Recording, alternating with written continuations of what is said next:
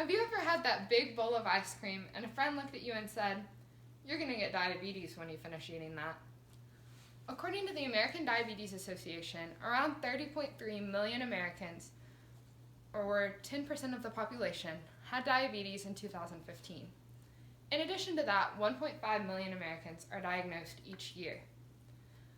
Many people are likely to get diabetes, and not many of those people understand that there are two types of diabetes, the differences between the two types, or what to do in the presence of someone who has diabetes.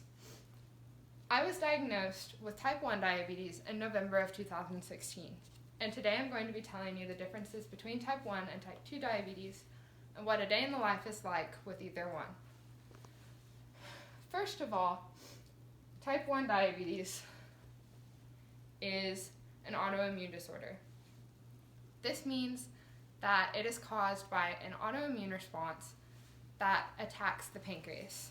The pancreas produces insulin, which is a vital substance to gaining energy for your body from the breakdown of food. This is something that type 1 diabetics have to replace by taking insulin injections with each meal. Type 1 diabetics are most commonly diagnosed when they are children or adolescents, like I was. Type 2 diabetes is a little bit different. Type 2 diabetes is usually an insulin resistance. This means that your body still produces insulin, but your cells won't absorb the insulin and use it to break down food properly. So they usually take an oral pill that goes in and helps the insulin that's already in their bodies be accepted by the cells. Type 2 diabetics are typically diagnosed when they're older, but occasionally when they're younger, as some adolescents or children have a predisposition to insulin resistance. Another difference between type 1 and type 2 diabetes is the day-to-day care. For example, type 1 diabetics have many things that we have to do day-to-day to maintain our health.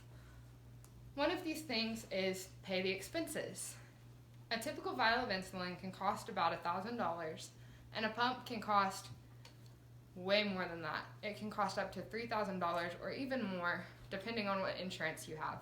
We also have to pay for the materials necessary to monitor our blood sugars, like meters, test strips, and lancets, and that can cause monthly bills to be several $1,000s. So on top of that, we have things to worry about each day, such as carb counting and blood sugar monitoring. Carb counting is what we do to figure out how many units of insulin we need to take for the meal that we ate. So for example, you use the nutrition facts on the back of a bag, so think of a slice of bread. You open the loaf of bread and you see on the back where it says the serving size is 1 slice of bread. So if you're going to have 2 slices of bread, you have to multiply the carb number by 2 and then take your required number of insulin units. In addition to that, type 1 diabetics also have to monitor our blood sugar several times a day. This is usually around 10, as you have to check it upon waking, eating, exercising, or driving. Type 2 diabetics also monitor their blood sugar, but they do theirs a little bit differently. Type 2 diabetics also have many slightly different ways that they maintain their health. One of these, like I mentioned, was blood sugar checking. Most type 2 diabetics monitor their blood sugars in the morning and at night just to make sure that their insulin levels are on track and that their bodies are staying healthy. As I mentioned before, type 2 diabetics take their insulin in the form of a pill. My grandpa takes his pill once in the morning before his day. They also have to maintain exercise and a healthy eating diet to make sure that they don't have too many carbs, just like type 1 diabetics would, to make sure that everything stays level. Though there are many differences between the two types of diabetics, both kinds lean on each other for support. I hope today you've gained a substantial knowledge about the differences between type 1 and type 2 diabetes and what life is like with either type.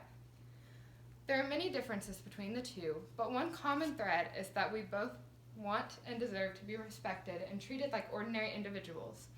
There's nothing about our disability that hinders us from being common, productive citizens, and we should be treated as such. So the next time you look at a bowl of ice cream, remember that you're probably not going to get diabetes, and thank your pancreas for all that it does. Thank you.